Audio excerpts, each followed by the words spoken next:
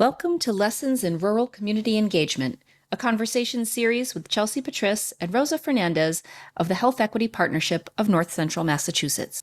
I wanted to touch on something that you said, though, when you were talking about the economy and making decisions for cost effectiveness and such. And it made me think that we need to make sure that we are, like we said, open and honest about what the goal of our engagement is, so that we're not setting people up for, expectations that are not aligned with what we're actually going to do.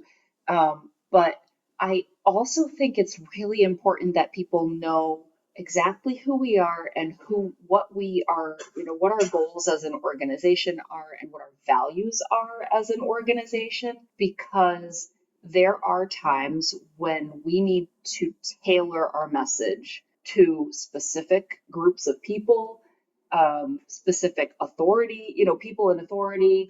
And the reason that triggered it for me was when you said cost effectiveness. And I was like, yeah, sometimes we need to talk about like the cost benefit of a certain activity or, a policy change or something. And if people don't know us well and understand, what we're trying to accomplish and what our values are, then they can get the wrong message from that and get really offended by that because they poured their heart out about why this is important in their lives and for the people that they care about. And then we've kind of like coldly turned around and talked to, some, town administrator or something about the cost benefit of this particular decision or policy change. And, it can rub people the wrong way. So they have to really understand that messages are going to change and they're going to hit differently, and you're going to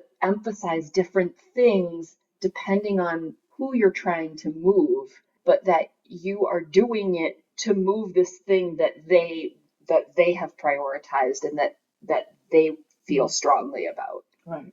I always bring up cost of benefits because who does it really benefit, and who gets hurt also in financial decisions, So, sometimes we'll look at a healthcare system and say, well, number of patients was the most important to them than the number who they were. Instead of putting the emphasis on the care, they put the emphasis on the finances. So it's really both ways. Like, who are you hurting with those messaging, and who's benefiting from those messages? I totally agree with you. But I always bring it up because part of the work that's being weaved into the decision makings of these organizations or Sure. And when you're doing community engagement work, it's still you're doing it for some reason, right?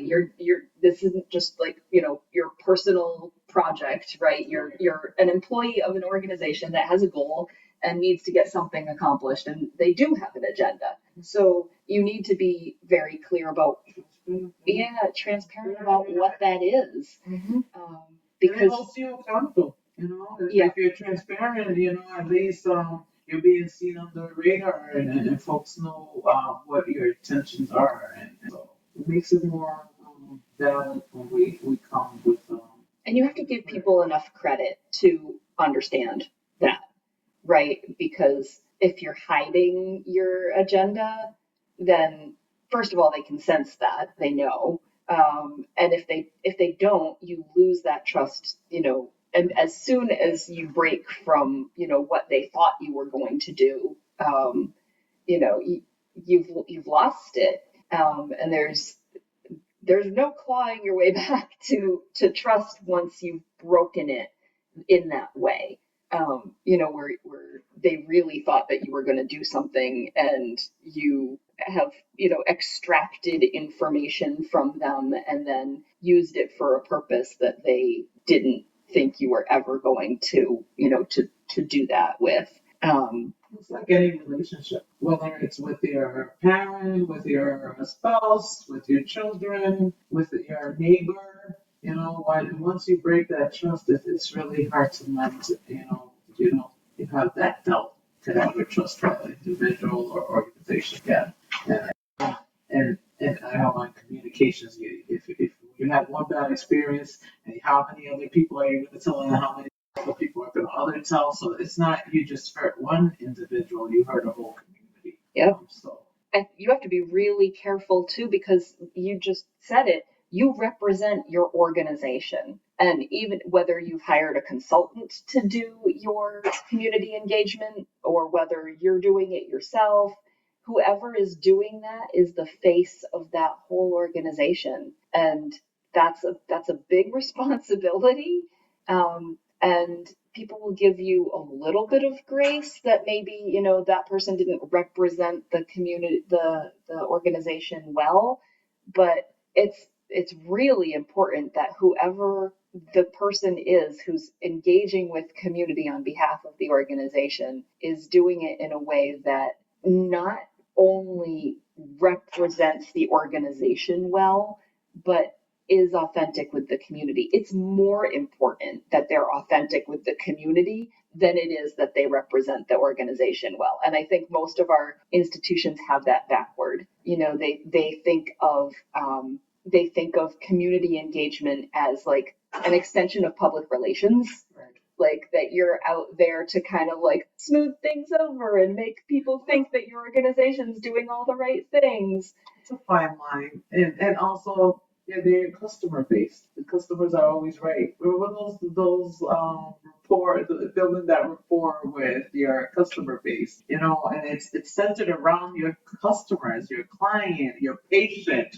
Who are you serving as an organization? It's really centered around them and not around the organizations. And you talked earlier about ego. It's not about us. It's really who we're serving. So our clients, that's what I said earlier, our clients, our patients. I think you have better community engagement as an institution or, a large organization when you can be transparent about the shortcomings of your organization and authentic about what your goals are, right? What you're trying to accomplish, and not act like it's all pretty and everybody knows everything and we're working on that and it's perfect. You don't have to be an apologist for your organization, right? You can take in information, you can, absorb it, and you can apologize to community members for things that are hurting them and acknowledge instead of explaining. And people are more receptive to it. If you're honest, open and honest, people tend to be more open and honest back with you. So yeah, all of that we need to take into consideration, into account when we're meeting with community and engaging the community. Is really, we don't have all the answers. I don't want to act like I know it all. I'm gonna be here in this space, and I'm gonna also learn from you.